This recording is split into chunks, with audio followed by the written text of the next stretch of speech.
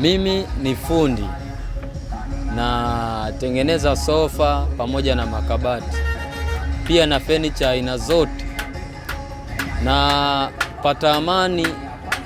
Naweza kufanya haya yote kwa sababu ya amani iliyopo ndani ya nchi yangu. Amani hii inaletwa na viongozi bora ambao tunawachagua. Tarehe 29 Oktoba 2025 nitakwenda kutekeleza wajibu wa kumchagua kiongozi bora ninayemtaka.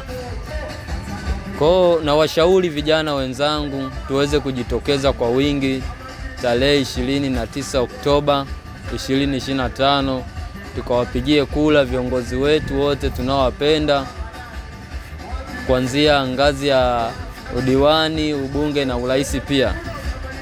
Oktoba nitakwenda kutimiza wajibu wangu.